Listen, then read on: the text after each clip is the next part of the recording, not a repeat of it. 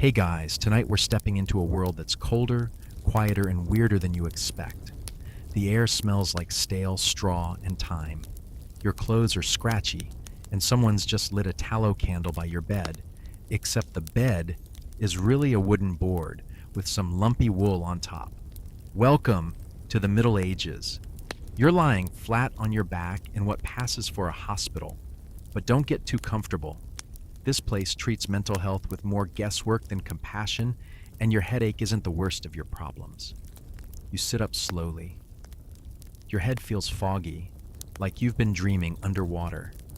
You're in a small stone room with no windows, only slits high in the wall for light. There's a priest in the corner, murmuring something in Latin. A pot of rosemary water bubbles over a tiny brazier, filling the room with a smell that's supposed to ward off demons. You're wearing a rough tunic. Your boots are gone. So is your belt. Apparently, laces are dangerous now. You reach for the side of the bed and knock over a wooden bowl filled with what looks like mashed garlic and honey. It oozes slowly onto the floorboards. A nearby woman gasps, then starts giggling uncontrollably. She's sitting in the next bed over, rocking back and forth and whispering to someone who isn't there. A nun briskly walks by and pats her shoulder, then mutters something about sacred suffering and moves on. The nun gives you a sharp look. "You're the one who tried to climb the bell tower," she says. Twice. You nod. Sounds like something medieval. You would do. She hands you a mug of warm broth and mutters a prayer under her breath. The broth smells like cabbage and thyme, and, curiously, soap. You sip. It's awful, but you're starving. Mainstream historical fact.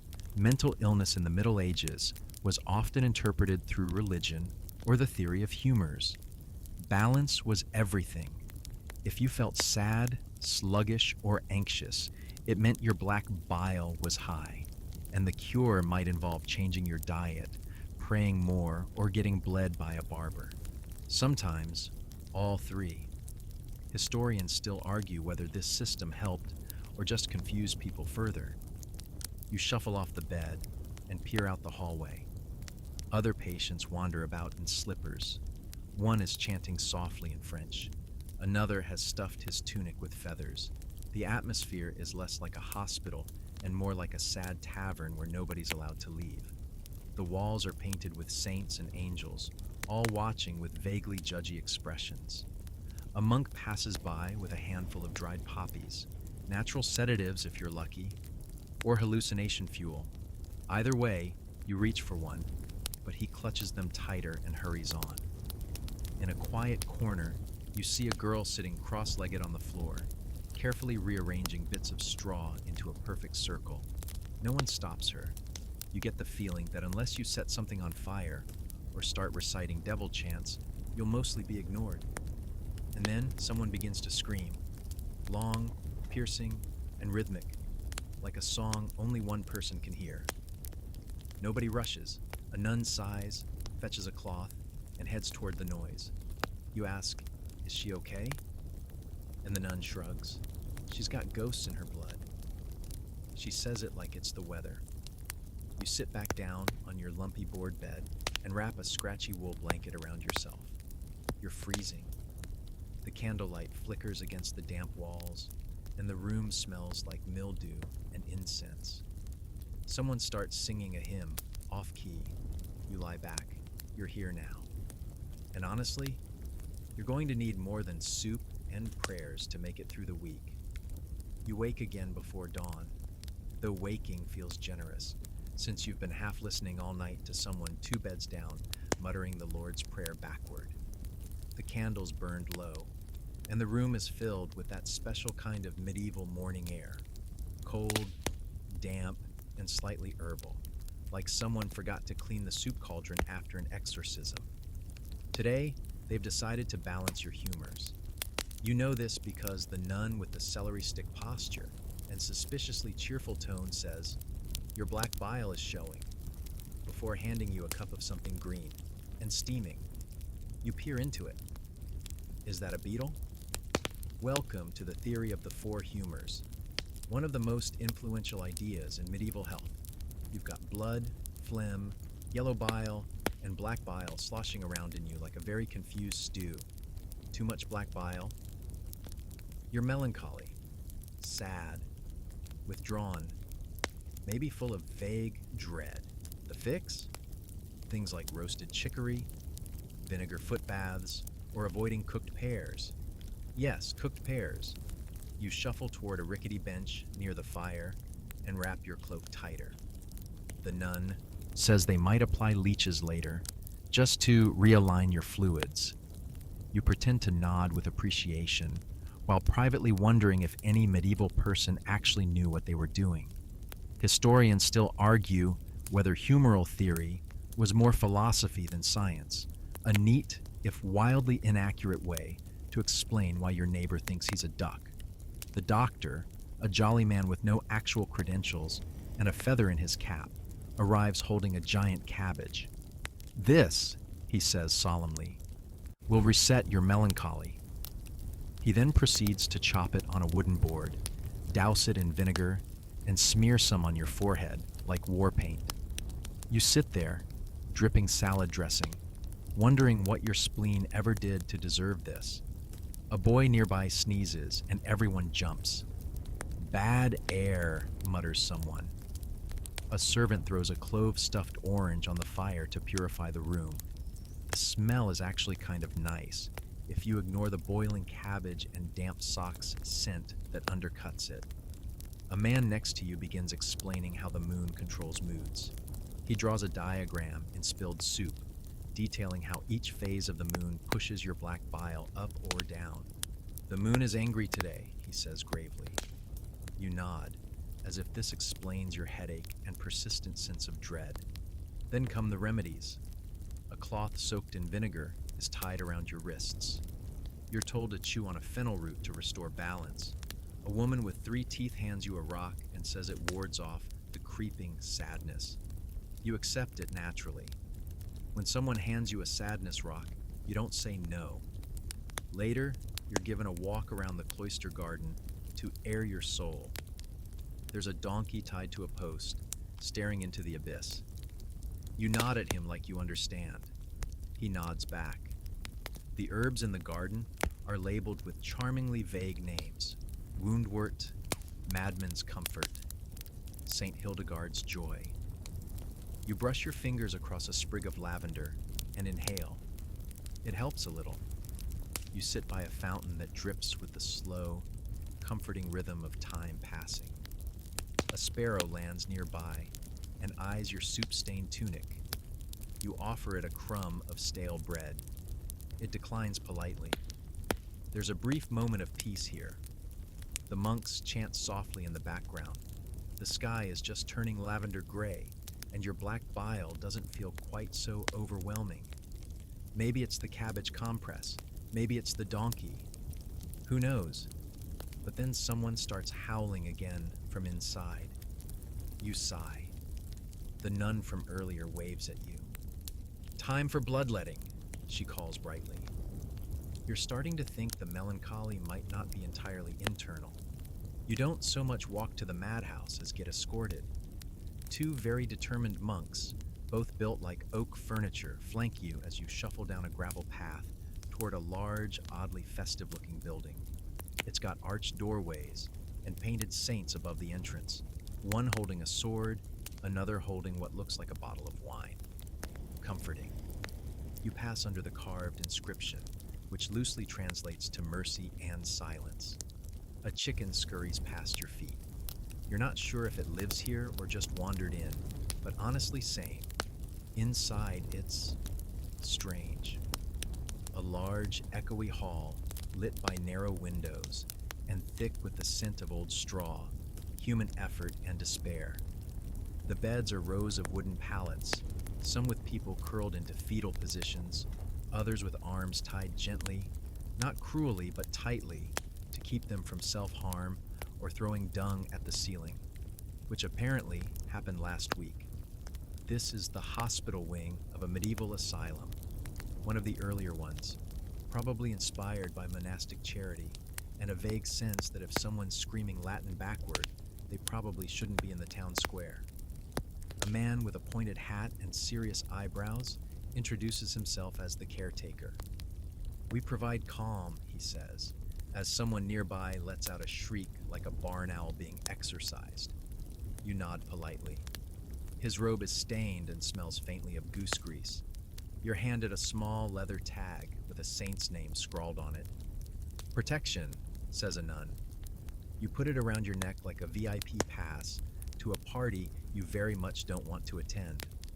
Treatment here is a mix of quietude and terrifying improv. Patients are encouraged to pray, fast, and occasionally scream into sacks of flour. Releases tension, the nun explains. Historians still argue whether these practices were acts of kindness, spiritual penance, or just medieval freestyle therapy. A bell rings, signaling midday. Everyone stands, or at least tries to. You follow the group into a smaller chamber where lunch is served. Barley porridge, boiled onions, and a slice of black bread so tough it could stop a crossbow bolt. You chew quietly, while the woman across from you insists she's Joan of Arc. You don't argue, she's got that look. As you sip your weak ale, you notice a mural on the wall. Saint Dymphna, patron of the mentally afflicted. She's holding a child in one hand and a sword in the other. Honestly, mood. Then comes calm hour. Everyone is instructed to lie down or sit still and think quiet thoughts. You try to comply, but the mattress is full of straw, bugs, and moral regret. A boy next to you counts backward in Greek. You hum under your breath, something vaguely Gregorian. The silence is thick, but not peaceful. It's like the quiet you get before a thunderstorm, the kind that hums in your bones. A nun walks by and tucks a lavender bundle under your chin. You almost cry. It smells like sleep and someone else's better life. Later, you're taken to the chant circle. It's just humming, really, but it fills the space with a rhythm. You hum too, because it's the only time today no one is talking about bile, demons, or moon moods. Before the day ends, someone is brought in thrashing. 3 monks hold him down, while a 4th recites verses. You're told to look away. You do, but you listen. Afterwards, the hall goes dim. Candles flicker. Someone sings a lullaby in a language you don't know, but it sounds like sadness made gentle. A woman weeps quietly near the hearth. No one stops her. You lie back down on your creaky board. The leather tag itches against your chest.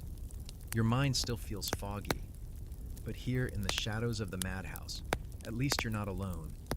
You wake to a soft breeze brushing across your face. It's not from an open window. Those are barred with iron, but from Sister Aldith fanning a pot of smoldering rosemary and sage near your feet. To clear the soul, she murmurs, though it mostly smells like overcooked chicken and incense. She pats your knee with a hand like sandpaper. You'll feel lighter after this. You're not sure whether to thank her or brace for something worse. This morning, your lesson begins with demons. Specifically, how medieval people often explained mental illness through spiritual warfare. If you wept too much, spoke to shadows, or couldn't sleep, it wasn't anxiety. It was either divine punishment or the work of a particularly petty demon. And if you were lucky, the cure was prayer. If you weren't, well, get ready for a little light exorcism.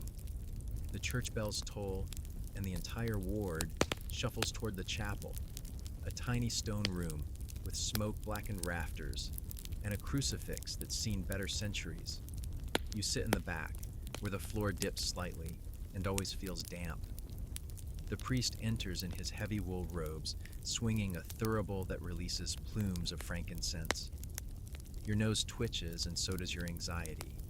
He begins the service in Latin, low, rhythmic, almost hypnotic. It's peaceful until someone 2 rows up starts twitching. At first it's subtle, a hand tremor, then a whispered argument with someone who isn't there. Within seconds, she's shouting, clawing at her tunic.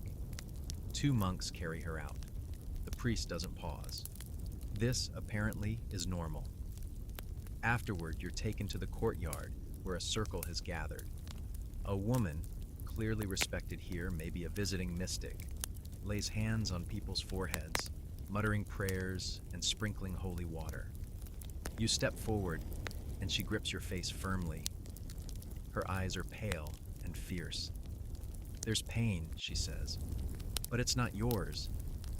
She draws a symbol on your forehead with oil. You hope it's olive. Someone next to you is wearing a wreath of thorns around their neck for purification. Another's been fasting for days to drive out the sadness. And a man sits in the corner, whispering the Psalms to a potato. You start to wonder if maybe, just maybe, this is all slightly unhinged. Still, there's sincerity in their efforts, desperation too. These aren't cruel people, just people trying to force order onto chaos. Historians still argue whether these rituals helped or harmed.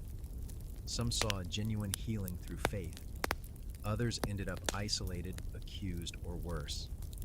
As the sun climbs higher, so does the noise. Someone's singing a hymn in a piercing falsetto. A nun lectures a group of children on the danger of idle thoughts. And somewhere near the bakery, a man is being dunked in a barrel of wine for cleansing purposes. You make a mental note to ask if that one's still available. Later, you retreat to a side room where Sister Aldith is preparing a mix of herbs, lemon balm, chamomile, and valerian root. "For sleeplessness," she says, handing you a steaming mug. You sip. It's bitter, but comforting. Like being scolded by a grandmother who secretly loves you. On the wall is a painting of Saint Margaret, dragon slayer and protector of women in childbirth. You wonder if anyone ever prayed to her for comfort through sorrow or the weight of unexplained despair. Probably. As evening draws in, the chapel fills again. Not for service, but for quiet hour. Everyone sits on straw mats, eyes closed, some humming, others just breathing. After prayers, everyone lines up for confession. You shuffle forward, palms sweaty. When it's your turn, you're ushered into a small wooden booth that smells like beeswax and old secrets. A priest's voice whispers through the slats. "Speak, child." You hesitate. Then, in a quiet, trembling voice, you confess that you feel nothing, or too much. That sometimes you want to vanish into the floorboards. That some mornings your thoughts are louder than the church bells. The priest listens silently. Finally, he says, "The devil loves silence. Drown him in prayer." You're not sure if that helps, but you whisper a prayer anyway, half to God, half to the echoing parts of yourself. Next comes fasting. You're given a cup of water and a spoonful of ground licorice root. It purifies the bile, a monk tells you, with the same tone someone might use to recommend a good wine. You sip and instantly regret it. It tastes like anxiety, wood, and regret. Later, you're taken to a bathhouse, a rare luxury in medieval care. It's not for comfort, though. It's for spiritual reset. The water is cold, the stone floor colder, and you're told to scrub yourself with salt until the melancholy leaves your skin. You comply, flinching as coarse grains scrape across your arms. A nun chants softly beside you. You recognize the tune now. It's a psalm meant to soothe madness. Her voice quivers at the edges, but it's beautiful in its earnestness. As you rinse off, a man walks by, covered in ash. "Penance bath," he explains. "I stole an apple in my dream." You want to ask if that counts, but instead, you just nod gravely and hand him the salt. Historians still argue whether these cleansing rituals were more symbolic than effective. Some believe the sensory shock helped reset fraying minds. Others argue it was ritual masquerading as medicine. Either way, your skin is red and your thoughts are quieter, at least for now. You're dressed again and given a thin broth made of leek, garlic, and something suspiciously crunchy. The monk calls it humble stew. It's warm, though, and it fills the hollow. In the late afternoon, the community gathers for a silence walk. No talking, just slow pacing through the cloister gardens. You pass lavender bushes, cracked stone angels, and a pond with two ducks that seem to be judging everyone silently. You breathe deeply. The air tastes like thyme and wet stone. Your limbs ache, but your thoughts feel slower, like they're floating in soup. As the sun sinks behind the monastery wall, a nun places a warmed cloth over your shoulders. The heart needs quiet, she says. You believe her. Evening falls with a hush, as though the sky itself is exhaling. You sit near the hearth in the great hall, your feet wrapped in scratchy wool and your hands curled around a cup of nettle tea. It tastes like boiled garden, but it's warm, and that's enough. Across the room, someone softly plucks a psaltery, the notes floating like dust in candlelight. Tonight is Reflection Circle, which sounds like a group hug until you see the wooden talking stick, a knobby branch smoothed by hundreds of anxious fingers. The rule is simple. Whoever holds the stick speaks. Everyone else listens. The first speaker is the man who draws faces in his journal, Gervais. He talks about fear, about waking up and not knowing what day it is, about the hollow behind his ribs where joy used to live. No one interrupts. One nun nods rhythmically. Someone else cries silently into their sleeve. You're next. You take the stick like it's a relic. Your hands shake a little. I don't sleep, you say. I think about falling into a well and never climbing out. No one laughs. No one looks away. When you pass the stick on, something strange happens. Your chest feels lighter, not better, but less stuffed with bricks. A young woman speaks about hearing voices, one that says she's useless, another that tells her to dance in the rain until she dissolves. A boy says he hasn't felt real since last Christmas. An old man simply says, I miss my wife, then goes quiet. It's heartbreaking, but also kind of beautiful. These medieval souls, bound by bad medicine, superstition, and fear, still manage moments of radical honesty. Historians still argue whether these circles were structured therapy or spontaneous catharsis. Either way, they matter.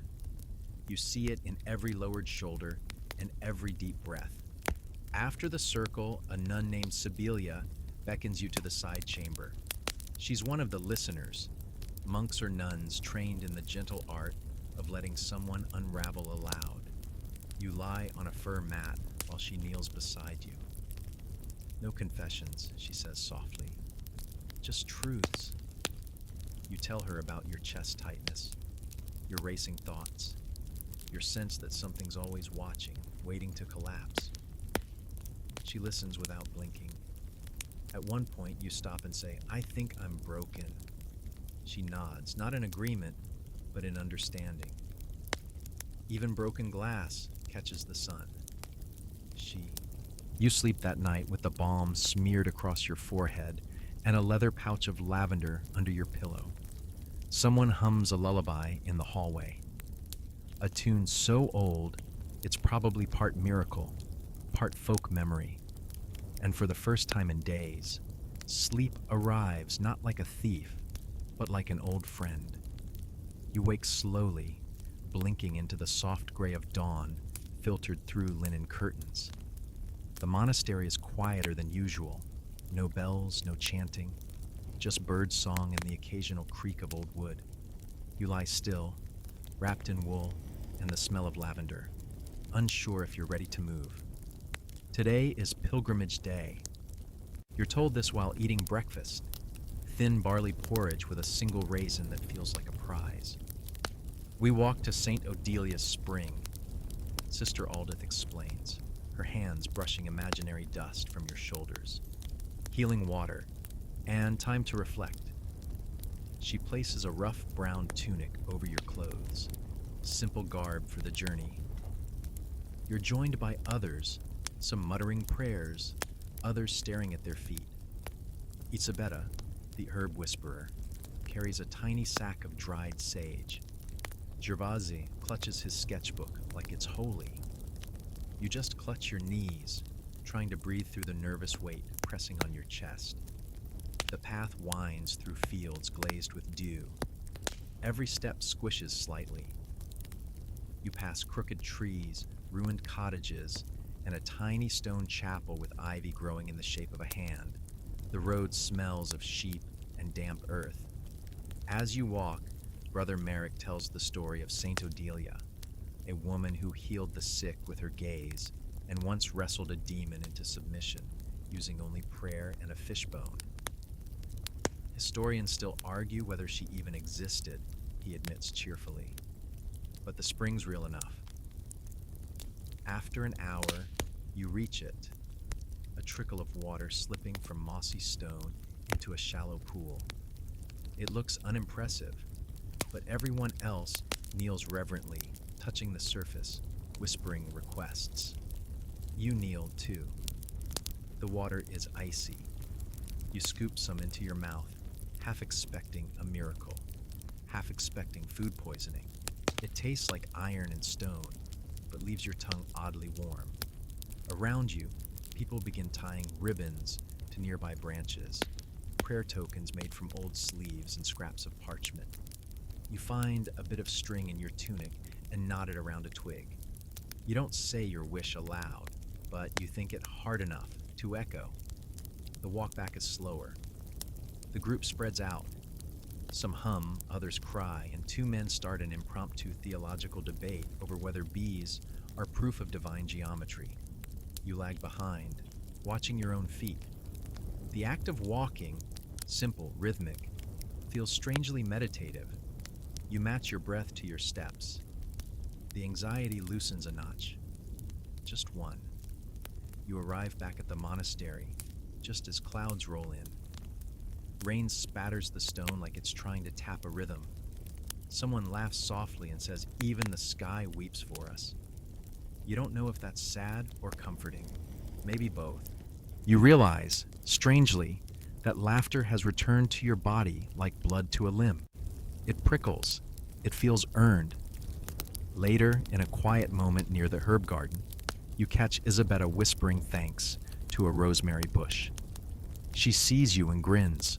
"Don't worry," she says. "It started at first." There's a shared sense today that pain can exist without defining you, that it can sit beside you at the table without eating all your food. You notice people holding hands, brushing shoulders, giving side glances that say, "I see you." And in a place where most people have been taught to hide their inner storms, being seen is everything. One elderly woman, Elise, begins singing in Occitan, a language you don't understand, but the melody hums in your bones like something familiar. Gervais sketches her rapidly, catching the movement of her lips and the glint in her eyes. He adds wings, because today she flew, he says. As dusk falls, the fire is lit high, and people begin sharing stories, not of saints or sorrows, but of simple joys. One monk talks about the first time he ate cherries. A nun confesses she secretly names the ducks in the cloister pond. You share how. Once you danced alone to the sound of distant thunder because it made your heart feel electric. No one mocks you. Someone hands you a small, hand-bound booklet. Inside are scraps of thoughts, poems, and kind notes written anonymously by others. One reads, "If today felt safe, you can come back to it anytime in your mind." You fold it closed like it's sacred. Back in your room, the moon filters through the curtain in a stripe of silver. You lie there, fully clothed, the booklet under your pillow, the rosemary still tucked behind your ear. You don't sleep right away, but you don't mind. The feast is over, but its warmth lingers like the scent of wood smoke in your cloak. Morning brings a return to structure, but something's shifted. The monastery doesn't feel like a clinic anymore. It feels like a rhythm you're starting to understand. Today's focus is on balance, which translates roughly to spend half the day working and the other half not unraveling. You're assigned to the herb garden. It's weedy and slightly chaotic, but the smell, lemongrass, sage, crushed mint, is enough to lull your thoughts into a soft daze. Isabetta is already there, talking to the marjoram as she snips it. They don't respond well to stress, she says without irony. Your job is simple. Uproot the dead things, tie new bundles, avoid accidentally grabbing nettle without gloves. There's a rhythm to it. Pluck, shake, tie, repeat. And slowly, as dirt embeds under your nails and bees buzz like tiny monks, your thoughts loosen their grip. You overhear two monks discussing humors, the medieval theory that health is governed by blood, phlegm, yellow bile, and black bile. Melancholy comes from an excess of black bile, one says gravely, especially in those who read too much poetry. You nearly choke on a loss. With soft thoughts, feels like a victory. You're awakened before dawn by the gentle, almost apologetic ringing of a handbell. Today is a silence day. Sister Aldith explains it with a finger pressed to her lips. No talking, no singing, no whispered gossip behind the ale barrels. Just gestures, nods, and the sound of life humming around you. You're handed a small slate and a stub of chalk. Your new voice, should you need it. The idea is simple. Without constant chatter, the mind settles. But let's be real. Your mind has not once settled in its entire life. Still, you nod politely and pretend this is going to be enlightening. At first, it's awkward. You nearly say thank you when someone passes you bread. You want to comment on the early morning light spilling through the stained glass like liquid saffron. You want to ask if that squirrel on the roof is judging you. But eventually, silence starts to feel less like an absence and more like a presence. You hear your breath, the crunch of footsteps on gravel, the gentle swish of robes. Even the birds seem quieter today, like they know. You spend part of the morning in the scriptorium. It's warmer than you expected, the air thick with ink and wax. A monk points you toward a blank scroll and gestures. Write your thoughts. You hesitate. And then you write, I'm not sure how to rest. I think I want to be known. I wish my sadness made sense. Below that, someone quietly writes back, me too. No names, no questions. Just chalk on a surface, but you feel more understood than in 100 conversations. Later, you visit the infirmary, not because you're unwell, but because the infirmarian is offering a quiet touch ritual. You lie down on a cot, fully clothed, while they press warm stones wrapped in lavender cloth against your chest, shoulders, hands. No words are spoken, but something in your chest softens, like bread rising in a warm oven. Historians still argue whether monastic silence days were for spiritual deepening or just a way to give the abbot a break from confessions. Either way, the impact is tangible. You feel less scrambled, less brittle. In the cloister, you see others sitting still, some knitting, some sketching, one just staring at a snail making its laborious pilgrimage across a stone. You join them, watching the creature's trail glisten in the morning sun. The world feels slower, not frozen, just careful. Later, someone leaves a single plum on your window ledge. No note, just a soft gift in a hard world. You write, "Thank you" on your slate and leave it there overnight. That evening, the silence lifts gently. People begin speaking again, voices tentative and reverent, like unwrapping a fragile object. You hear someone hum, another giggle. One monk says, "I miss the sound of my own feet." You say nothing, but your smile says everything. When you return to your room, you sleep without ritual or balm. No thoughts chase each other through your head. You don't rehearse conversations or bargain with imaginary judges. You simply close your eyes, and the quiet carries you. You awaken to the sound of distant rain tapping the wooden beams like a lazy drummer. Your blanket smells faintly of time and old pages. It's a rest day. No chores, no sessions, just contemplative idleness, which might be the most medieval way to say, do nothing and try not to panic about it. You roll out of bed slowly, stretching like a cat that's been reanimated by oat porridge and divine grace. The monastery is dim this morning, thick with mist and the scent of beeswax and bread. Someone's baking. The air itself feels pillowy. You shuffle your way to the warming room, a small chamber where embers always glow and monks sometimes huddle like hens on a cold perch. Today, though, there's no chatter, just soft breathing and the occasional creak of a chair. You curl up on a bench with a worn wool throw and stare into the fire. After a while, Isabetta appears, balancing 2 mugs of something steaming. Chamomile and maybe oregano, she says, handing you one. The maybe is important. You sip. It tastes like a meadow making peace with its own mortality.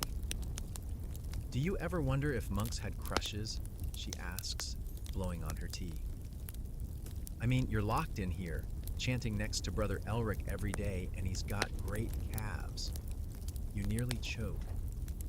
Historians still argue whether monastic life entirely eradicated romantic feeling, she continues, mock serious. But my bet's on at least one candlelit sonnet about someone's eyebrows. You both fall into a gentle silence, broken only by the occasional snort of laughter when someone's stomach growls or drops their mug. This space, where nothing is expected and everything is optional, feels revolutionary. In the afternoon, there's optional reading time. You're handed a text that was, quite literally, chewed by mice. You decipher what you can. Stories of saints who overcame depression through gardening, prayer, and the... After the meal, Isabetta meets you at the chapel steps with a small bundle. Time to pack your brain, she says. One final tour of the things you didn't think were healing, but totally were. You start in the weaving room. It smells like wool and cedar, and the loom creaks like a sleepy accordion. She hands you a small piece of tapestry, blue thread twined with gold, and an uneven edge. You made that, she says. You stare at it. You don't remember making it, but somehow your fingers do. Next, the warming room. The fire's out, but the stones still radiate comfort. She sets a teacup in your hands, says nothing, and sits beside you. You sip. The silence is more familiar now than speech. You visit the garden, where someone's carved a rabbit into the bark of the plum tree. A tiny tribute. You feel oddly honored. Then the infirmary, where a bowl of lavender-wrapped stones sits waiting. You place your hands over them one last time, not needing the warmth, but appreciating the memory of having needed it. You find yourself at the cloister's edge, where Brother Cedric is tuning bowls again. This time, he lets you strike one. The sound is deep, low, like the voice of the earth itself saying, "Shh." He nods. You're less scattered now, he says, but still delightfully weird. You smile. Moon phase weird, you reply. You return to the scriptorium and collect your scroll, the one with your illuminated S. Gervais has added a border of tiny vines and one extremely judgmental snail. You add a rabbit, a feather, and a sleeping figure that may or may not be you. Before dinner, a final confession circle. The candle feels different in your hands this time. Steadier, you say, I came here because I was unraveling.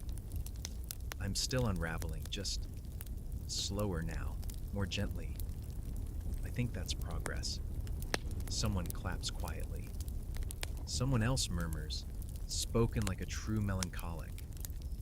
After the meal, roasted root vegetables and sweet spiced custard, a bell rings for the closing. Not a ceremony, just a gathering in the chapel under flickering lanterns. Brother Merrick speaks, blessing your exit with the phrase, "May your storms be well charted and your soil remain damp." You honestly don't know if that's poetic or a gardening reference. You decide both.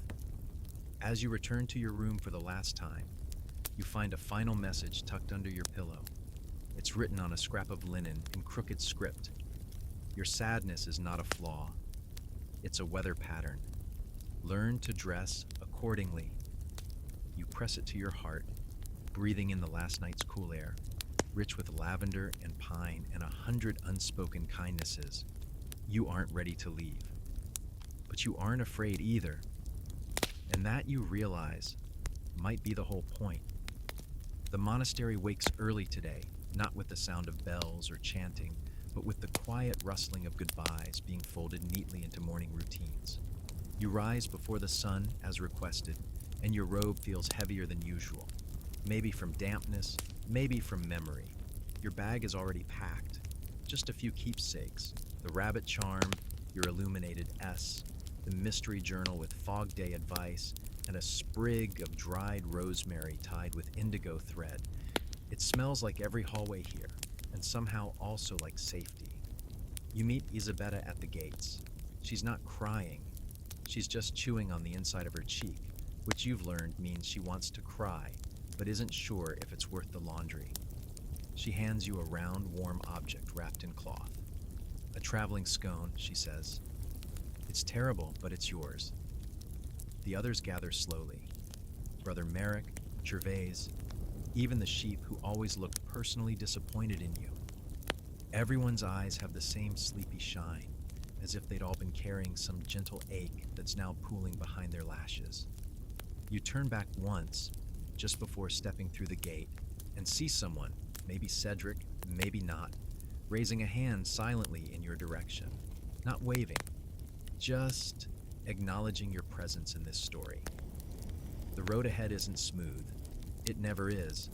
You know this now, in a way you didn't before. But you also know that healing doesn't always look like triumph. It often looks like quietly enduring, with the occasional weird tea and emotional livestock encounter along the way. The trees seem taller as you re-enter the world. The light more gold than gray. You take a slow breath and let it out, like you've been saving it for this exact moment. And now, to honor our sleepy tradition together, let's fade gently. Wind down. 300 words. The road stretches ahead, quiet and still. No rush, just a soft rhythm of footfall and memory. The air smells like moss and bread crust and something faintly herbal, lavender maybe, or just the ghost of it. You walk slowly, with the kind of tired body that isn't heavy from burden, but from the softness of having been cared for. Birdsong hums low in the distance, not cheerful, not melancholy, just there like the sky, like breath. You lie on your back in the cloister grass and stare up at a ceiling of clouds. You think about the strangeness of healing, a process that looks suspiciously like doing nothing, while your soul quietly knits itself back together in the background. A novice walks by and whispers, "You look like a question with no punctuation." "Perfect," you reply. You wander toward the library next. The librarian nods and points to a dusty corner labeled Mysteries and Melancholies. The books here are hand-bound, ink-smeared, and often anonymous. One is titled simply The Clouds That Think. Another bears a note, best read on foggy days, or when dreams won't stay still. You pick a random volume and begin to read. It's part diary, part recipe collection, part dream journal. The entries are chaotic and tender. One page reads, "Today I cried because the sparrow didn't return, but I fed the snail instead." You don't realize how long you've been sitting there until the light shifts and bells ring for supper. You carry the book with you, not to return, but to keep. Just for a little while. That night, you can't sleep, but instead of spiraling, you sit on the windowsill and listen to the rain whisper against the glass. You think about the word restoration, how it's different from fixing, how it implies value even in the broken state. You press your forehead to the cool pane. For once, your mind isn't racing, it's strolling, hand in hand with the mist. This morning, you're invited to a confession circle, not the kind where sins are rattled off like a shopping list, but something much gentler. Everyone sits in a circle of low stools in the cloister hall, sunlight stretching long stripes across the stone floor. A candle is passed from hand to hand, and only the person holding it speaks. You're not required to say anything. That's made clear from the beginning, but still the air feels heavy with anticipation, like the hush before a summer storm. Brother Merrick starts. "Sometimes I want to run," he says. "Not away from anything, just towards something that doesn't ask who I used to be." The candle moves. A novice shares that he misses his dog more than he misses his mother. Another admits she still dreams of shouting in markets, even though she's taken vows of silence. No one laughs. No one shifts uncomfortably. The circle is sacred not because of rules, but because of how softly everyone listens. When the candle comes to you, your hands shake a little. You think about passing it along, but instead you say, "Some days, my thoughts feel like a crowd all trying to leave the same room, and I'm the door." Silence follows. Not shocked silence, just a gentle settling, like everyone's acknowledging your words by letting them land fully. Someone across the circle presses a small carved charm into your palm later. It's a rabbit. "For quick thoughts," they whisper, "and soft hearts." Later that day, you help in the scriptorium again. You're copying a passage about the melancholic temperament, described as a person prone to genius or despair, depending on the humidity and moon phase. Gervais leans over your shoulder and murmurs, "I think you're definitely a moon phase person." You laugh so hard ink splatters on your robe. That afternoon, a visiting brother from a different monastery arrives. Brother Cedric, lean as a fence post and twice as weathered. He leads a discussion on healing through sound, which turns out to involve humming very low while holding a wooden bowl to your chest. It's ridiculous, and it's beautiful. Your whole rib cage vibrates like a tuning fork. When it's over, someone whispers, "I think my sadness just burped." You spend part of the evening walking the perimeter of the herb garden, a practice the monks call looping. No destination, no goal. Just moving through the same space again and again until your mind stops flinching. Looping becomes your favorite thing. That night, before bed, you find yourself sketching in the margins of your illuminated S. You draw a rabbit hiding under a fern, a pair of moons with different expressions, and a snail racing no one in particular. Your bed creaks when you lie down, the kind of old wood sound that feels almost like a lullaby. You pull the blanket over your shoulder and whisper to the ceiling, "Good night, whoever's listening." You're not sure if you mean God or the stars, or just the part of yourself that has finally stopped hiding. Either way, someone hears. You wake up with sun on your face and a smile already forming, without effort, without reason. A small miracle, really. Today marks your final full day at the monastery. It feels strange, like the last page of a book you didn't know you were reading until it was almost over. Breakfast is quieter than usual, not out of ritual, just a shared mood. Everyone's moving a bit slower, voices softer, laughter tucked into the corners like pressed flowers. Gervais slides a pear onto your plate with a wee. "So let's close your eyes now. Let your limbs grow heavy, your thoughts quieter. Let the memory of warm stones and humming bowls carry you down, down into stillness. You've done enough for today. You are enough. And now, sleep."